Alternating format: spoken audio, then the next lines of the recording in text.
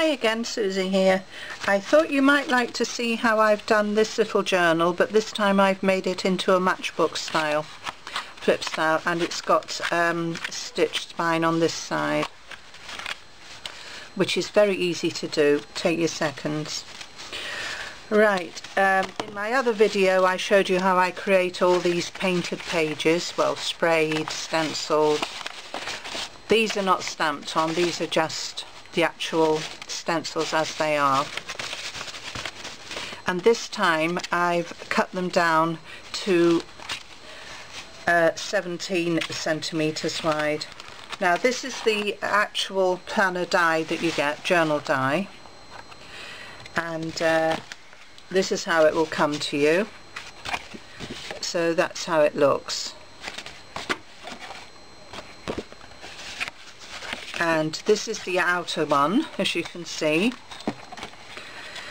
and that's the inner page size, which is the perfect height. Now I wanted these shorter because I've folded it differently, so I have to allow for a spine. So that's how I've done it. Now you get a choice of the 2-hole spine, which I used in the blue journal, and I positioned that halfway between these two side edges. So what I actually did was use a Sharpie marker and just marked here the position, then used a little bit of washi tape to stick it before I actually ran it through the die cutting machine. So that's how that was done. On this one, which I've put down and immediately hidden again, on this one I've only used this setup, and how I've done that, I'll take this off because it's only going to confuse everything. How I've done that is to position that here, again a tiny little bit of washi tape, then I've run the entire thing through the die cutting machine, which you don't need to see me to do because everybody knows how to die cut, and there's thousands and thousands of videos on YouTube anyway. So that's how I cut that out. The next thing I did was to fold that in half to the score line here. As you can see, there's a score line.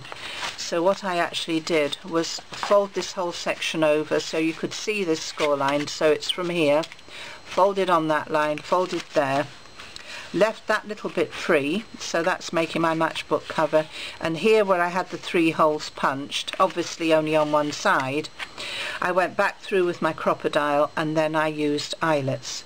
So that's made that into the matchbook closure. So obviously that's half of that. I folded this outer edge to meet just a tiny bit this way of the fold line so that it'll tuck under, and then the pages had to be short enough to go underneath and not confuse that either. So that's how that works. So how do I get the pages to stitch in? Well, the easiest way is to do a pamphlet stitch. So what I've done is, again, I've cut these 17 centimetres wide. It's the same height as the page guide, which is the other die, which is that one. So it's the same height, just a little narrower. And then I needed to see where the holes are. Now the easiest way, as I showed on the other video, is to take a bit of spare card or whatever. It needs to be the height of the book. And what I will do, I don't care which page guide it is, whether it's the single or whether it's the double one, I just want to lay that on top like so and mark the holes. Now then, I'm going to break here when I find out where on earth I went and put my other piece of journal die that I've already cut out, so bear with. Well, I couldn't find the piece that I had cut out and decorated earlier, so I've had to cut out another one. So you can see how I've done it. It's that single piece here positioned inside the whole thing. So as simple as that. So I've just done it out of a piece of craft card quickly. So first thing I'm going to do is fold that over. The next thing I'm going to do is fold that just this side of the line, check that the edge is straight, and that's going to be the closure. And here I'm going to repunch these holes, and I'm going to use a crocodile and insert an eyelet. So bear with a second and I'll be back.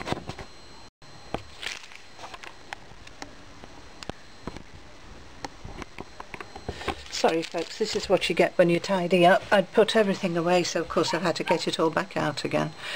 Right, I shall just repunch the holes.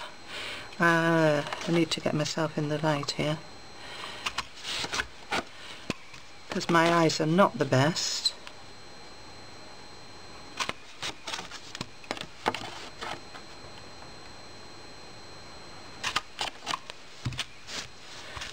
Now if you didn't want to use eyelets, of course you can make the holes with anything, you know, pokey teal or whatever, tie it with ribbon,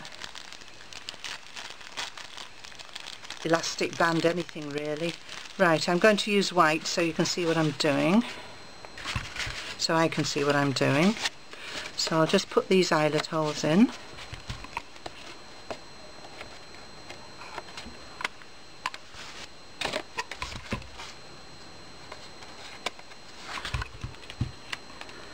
I think I'm probably using the wrong thing at the bottom because these seem to be flattening in a rather ugly way, but as long as it works I don't really care. It'll be right.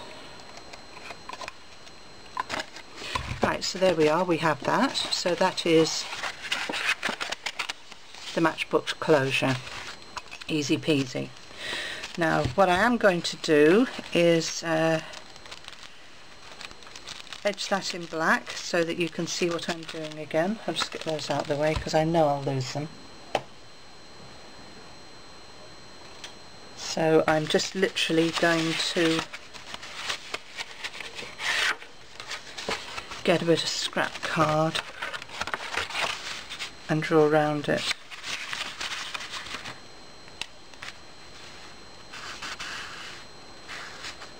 Oops.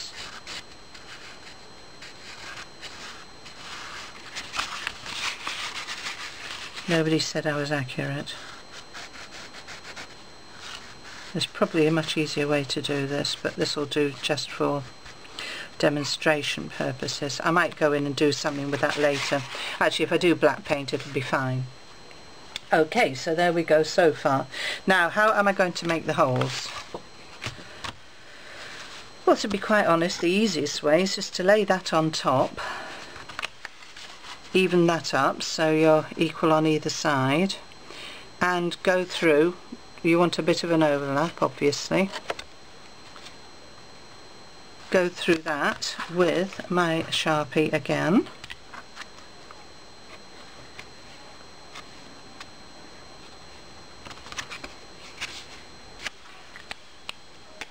As I showed on the other video, I've got my 3 holes here. I'm just going to do it this way so that I can make sure that I'm straight and I can see them. Bend it back that way so it's going in the direction I want it to go.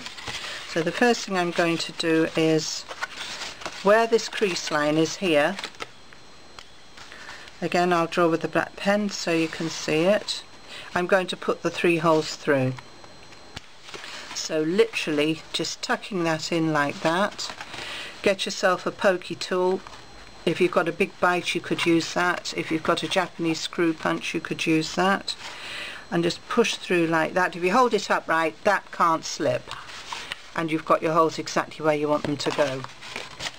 So here I have my already folded up pieces of paper. I would say 4 to 6 is enough. Now that's a piece of card here. It's much thicker and bulkier. So 4 to 6 pieces, because the thickness you will have bulging out at the 4 edges unless you trim to compensate, which, to be quite honest, I never bother. So now you can see that's the exact height. So again, holding that down and just push through.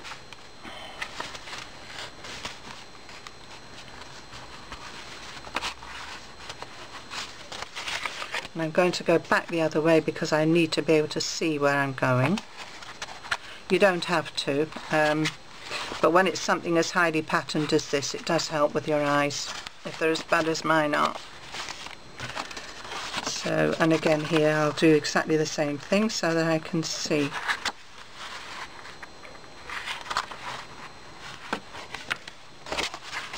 So this is a basic 3-hole pamphlet stitch, and I'm actually going to use this very fine ribbon.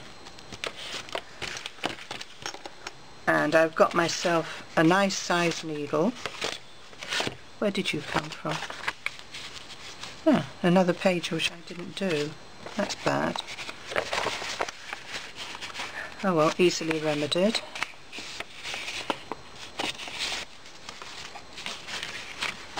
I must have misplaced that one. Right. And because the holes are equal top and bottom, you know you're going to be in the right place, so no worries there. Right, there we go. So that's my little pack of paper. Thread the ribbon. Again, I'm using a nice light colour so you can actually see what I'm doing. You need at least twice the height of the book and enough to tie off. I'm going a bit longer because then you'll be able to see. Now you've got a couple of variations here. If you start off at the top hole and then back up at the top hole, you can tie off and have a dangly on your spine. If you want to just go straight in and have it securely stitched as I have here, that's a simple 3-hole pamphlet. The rule is if you start on the inside, you end on the inside. If you start on the outside, you end on the outside. So I'm going to start on the inside and go to that middle hole and out. Now it doesn't matter if you go up to the top hole or down to the bottom, so whichever is easy for you. And you see now why I said have a decent size hole, plus you've got to allow for the eye of the needle, and I'm using quite a wide thread. So there we are. If it's ribbon, take the trouble to make it lay flat because it does look nicer than if it's twisted. Again, it doesn't matter, but it's a nice idea. Now here we've got 2 variations. The simplest is to go straight up to the top, all the way out, and through that top hole. This is because I let go, so things are trying to get out of order and annoy me. This is the absolute basic one. Now that's nice and flat, so let's just get this untwisted as it's going through. It'll lay more nicely. And you see you've got a great big long stitch here,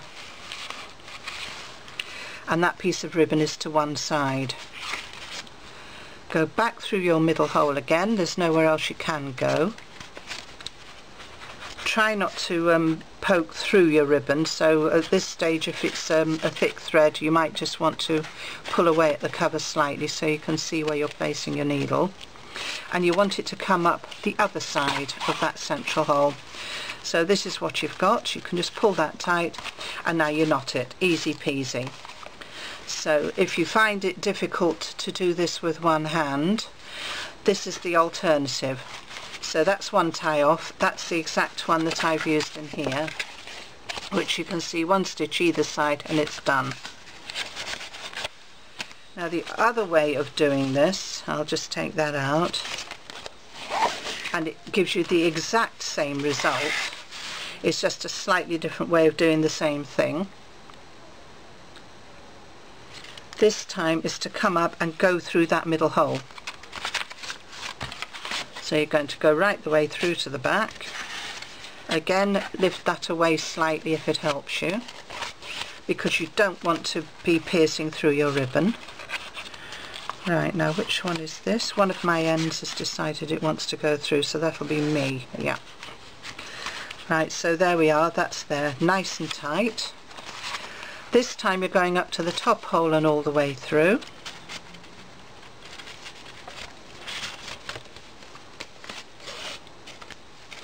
That's laying flat. Coming back here again.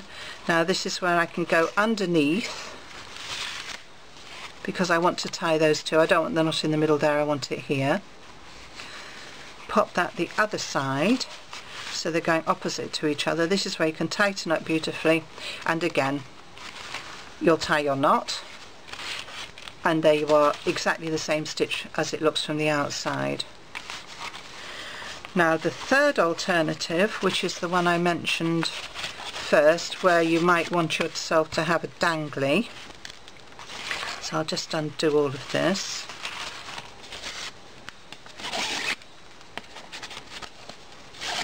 This is why I've chosen ribbon, because it's not going to knot up on me.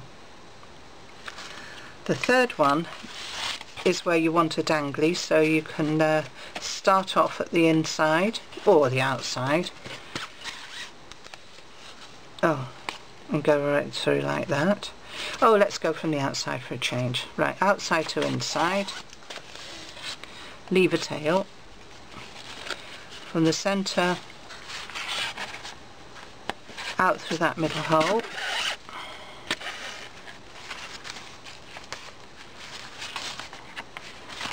I like this to lay flat. I know it's just me. It probably won't bother some people, and you might even want to twist it all the way through, but I like mine flat, so there we go.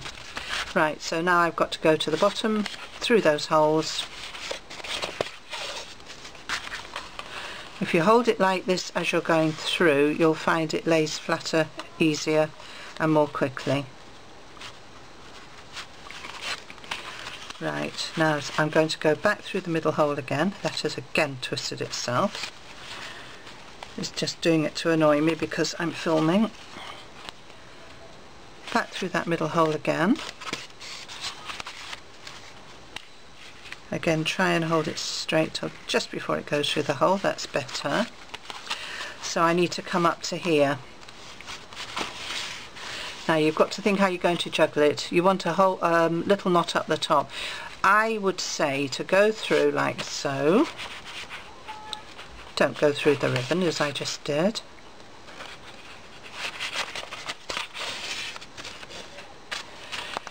And you have in fact got one thread one side. You see that's twisted again, it's determined. And you've got one the other. So you can just pull that tight. And this is where you could knot it off. Just knot it off over the top like so. Then you can have one or two things dangling off. So however you want to finish yours off, you've got three little alternatives there quickly. And there's your fastening. Now here, you might want to tie around again. You don't need to do anything. You could actually mark, say here and here, and do a slit. So let's do that for argument's sake. Right, here's my cutting mat and a steel ruler. So in between those two marks. Tip for you, if you go through and you make a hole first, if you're one of these that is prone to going straight off the edge when you cut, you've actually got a start and a stop point, and it may stop you taking the slit all the way down right to the end of your book. So don't try and do it in one go. 2 cuts, nice and easy. If you want a bigger slit, you can even take a little slice out. But I actually like that little rounded corner effect there. So then when you tuck it through, you've got a nice big slit for that to go through. And of course once it's been painted and it's a bit more pliable, but that's actually a nice one for sticking in your bag if you're running around doing shopping lists and all sorts, because when you want to replace it, you simply undo that, take your stitches out and put your new pages in. Anyway, that's another fastening for you, and I hope that that's been helpful, and thanks very much for watching.